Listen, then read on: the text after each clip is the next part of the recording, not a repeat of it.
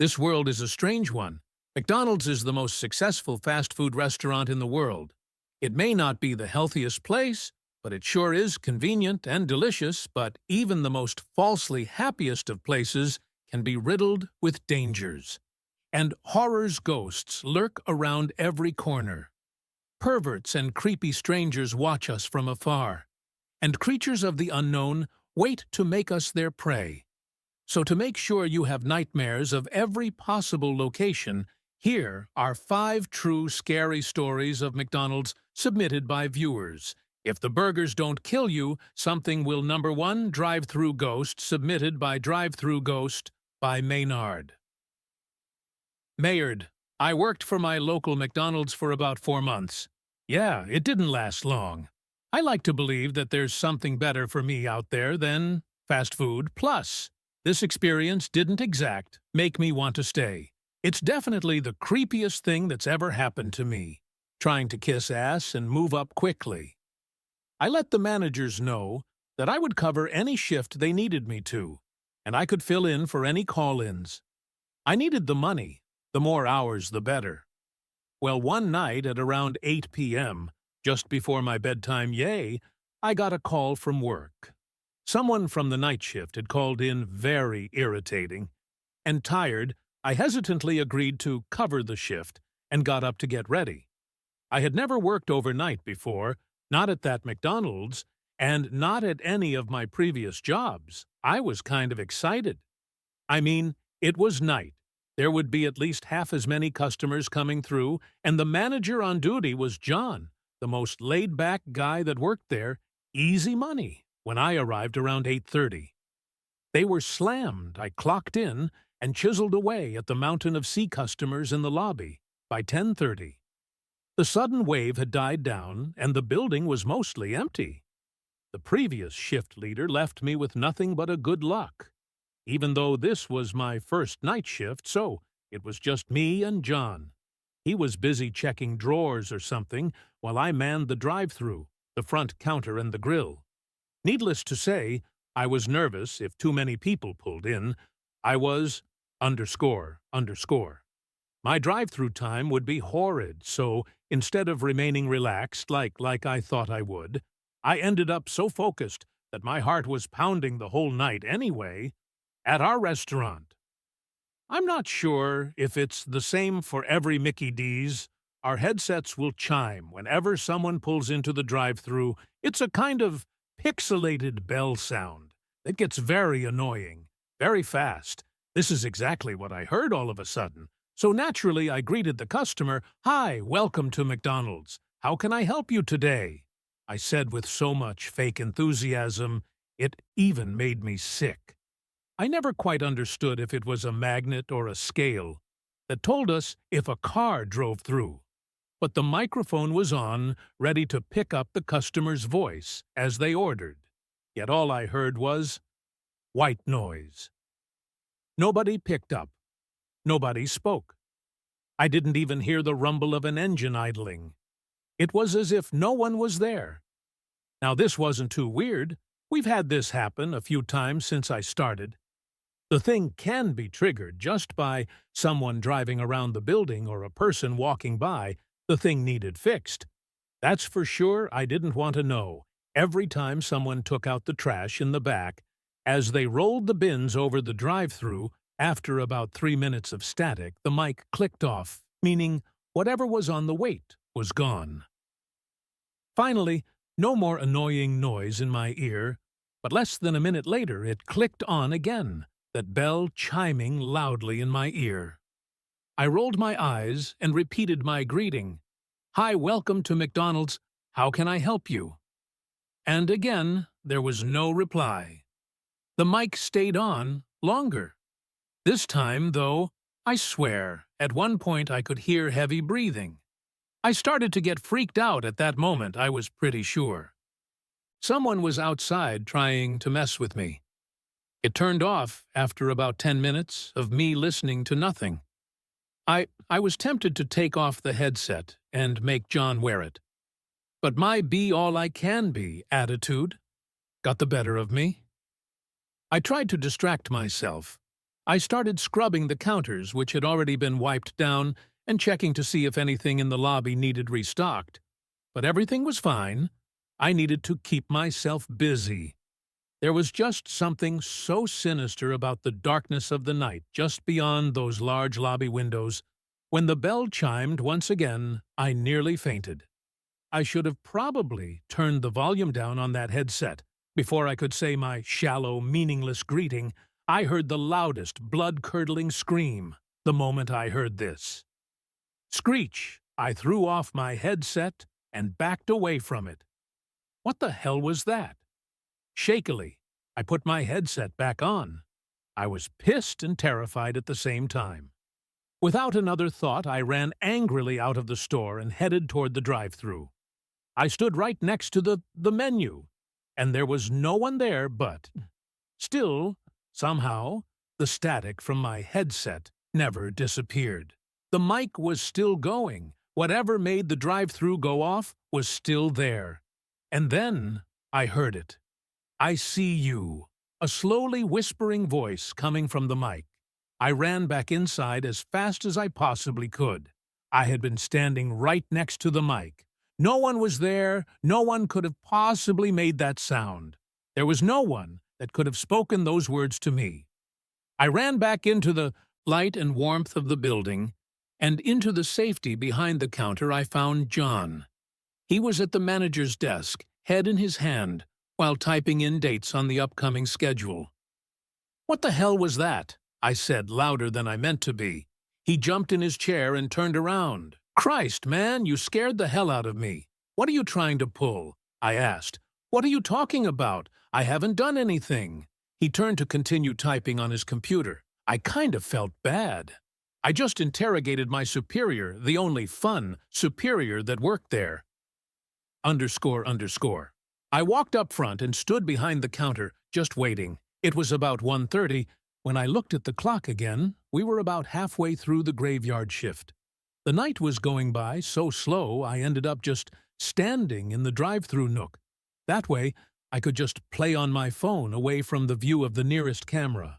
We had had only 2 customers in the last hour, so it was even more slow than I thought it would be. So I just stood there, leaning against the counter by the POS computer, playing Clash of Clans and checking Facebook every so often. But suddenly, I felt cold air on my forearm. It gave me chills. I looked over toward the drive-thru window, and it was ever so slightly open. I didn't mind. I paid no attention and continued to invade random online folks' slam. I dropped my phone, breaking the screen. When it hit the ground, I nearly had a heart attack. My eyes darted all over, searching for the origin of that noise.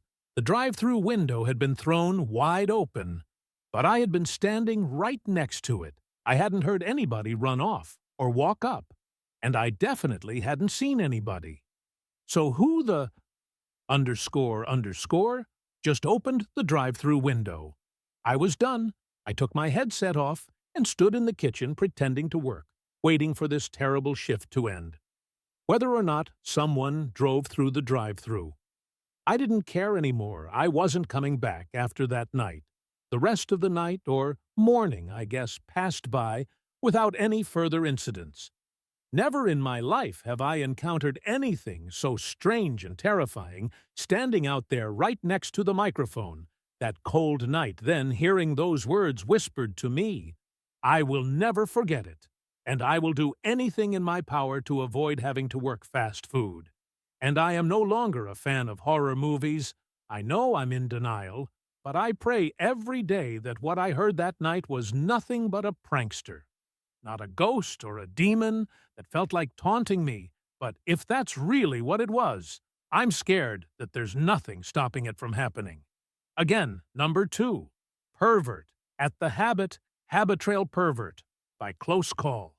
Submitted by Close Call. Remember when McDonald's had those jungle gyms with the ball pits? Yeah. For the longest time, those were the hot spot for children to jump around and just have a __. Ton of fun, hell. I even remember as a child playing with my temporary friends in those balls. Every time we'd go to McDonald's, I'd find other kids I hadn't met before, and we jump into that rainbow-colored pit now. Though with a child of my own, I've heard plenty of horror stories that will make me keep my kids away from the habit trails altogether. Well, actually, it's not so much the horror stories I've heard that scare me. It's an experience that happened not too long ago. I try not to let my kids eat fast food. It's disgusting, it's unhealthy, and it's addictive. Eating fast food in and of itself is a terrible habit. But there is one thing it does have that tempted me to treat my daughter and son to a couple of happy meals one day, convenience around noon. I was enjoying my day off with the kids. My wife was at work, and I hadn't bought groceries like I was supposed to. Not to mention, I was exhausted from work. This was my first day off in a very long while, so when my son Chris started begging for McNuggets, I thought, what the hell, and stopped on by our local artery clogging experts that McDonald's was extremely packed. There had to have been 4 dozen people in there, either lined up with waiting to order, or sitting down awkwardly staring at each other expectantly the moment the kids saw the play area through the windows in the back. They took off. They hadn't even told me exactly what they wanted to eat. Figured, though, they probably only wanted to stop by McDonald's to play on the habit trail. After several minutes, I was finally up to order. I got them both a couple of nugget Happy Meals and headed to the play area and sat down at a bench. The kids frolicked and played all over the damn thing with 10 other children, most of which looked like they hadn't been bathed in a week. As you can probably tell, I'm not very fond of the McDonald's scene, but, again, I was desperate that day. The big hunk of plastic tubes and ladders could babysit my kids for an hour. I was fine with that. The kids played for about 10 minutes before they finally came down to eat their food. We were enjoying our meal when I noticed something rather strange. There was a chubbier child in the ball pit. He was red-headed with curly hair. What was strange was the expression on his little face. He looked like he was about to cry at any moment. He was frowning and tearing up, his eyes locked on one point in the room. I looked to see what he was staring at. It was just a glass window with lightly busy midday traffic just beyond it, so I just kept eating my food, trying not to pay any mind to the motionless kid, but for every bite I took, I was more and more worried curious. I mean, my kids were here too. If this kid was crying, I'd like to know why. Eventually he pulled himself up out of the ball pit and began to walk back over to a woman that must have been his mother. But on the walk over, I noticed the kid's pants were down, and he started pulling them back up. My first thought was, Jesus Christ, this kid just underscore in the ball pit, and at that point I was ready to leave. My appetite was gone, the appetite I barely had in the first place. I let my kids finish eating, though not saying a word about what I saw. Once they were done, I told them we had to go, and despite their whining efforts to make me stay, I made them get back in the car. Well, later that week, I was reading the newspaper. I made the mistake of drinking hot coffee.